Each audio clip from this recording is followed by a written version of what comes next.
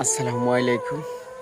শুক্রিয়া আলহামদুলিল্লাহ আল্লাহর দরবারে, কারণ এই পেজটা অনেক কষ্ট করে, অনেক পরিশ্রম করে তুলেছিলাম। কিছুদিন আগে দেখা যাচ্ছে ডিজেবল অ্যান্ড ব্র্যান্ড করে দিয়েছে আমার আইডিটা। তখন থেকে আমি ম্যাক্সিমাম এক সপ্তাহ আমার চোখে ঘুম নেই, চিন্তা, টেনশন।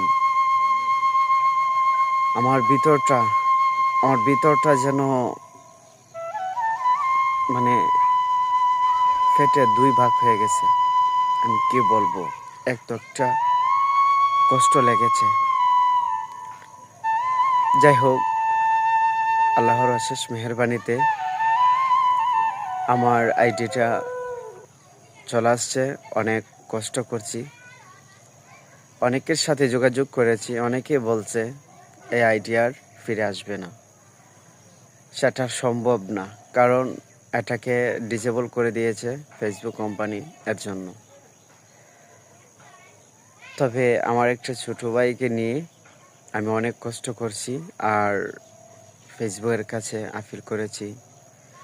আপিল করার মাধ্যমে আমার আইডিটা আবার পুনরায় পেয়েছি। তো সবচেয়ে বড় কথা হচ্ছে, আমি ফেসবুকের যারা আমার নতুন বন্ধুরা, দূর দূরান্তের ভাই ব্রাদার বোনেরা, যাদেরকে নিয়ে আমি ফেসবুকে কাজ করছি, তাদেরকে আমি অনেক মিস করেছি। সবচেয়ে কঠিন বিষয় হচ্ছে, তাদের যে কমেন্টগুলো আমি পড়তাম, আর কমেন্টগুলো পড়ে যখন আমি রিপ্লাই করতাম বা আমি তাদেরকে কমেন্ট করতাম, তারা আমাকে রিপ্লাই করতেন, সবচাইতে বেশি একটা আনন্দিত পেতাম। কিন্তু দুঃখের বিষয়, এই যে কয়টা দিন গেছে এই কয়টা দিন আমার রাত্রে হলে এই ফেসবুকের জন্য অনেক টেনশন হয়েছে। যতটুকু আমি আমার পরিবার পরিজনদেরকে নিয়ে এতটুকু টেনশন করছি না। এই ফেসবুক এমন একটি প্ল্যাটফর্ম যা অনেক কষ্টের একটা বিষয়, অনেক আনন্দিতর এবং কষ্টের বিষয়। যে একটি আইডি কষ্ট করে তুলেছে সে বুঝে আইডির সম্পর্কে, কতটুকু পরিশ্রম, কতটুকু কষ্ট।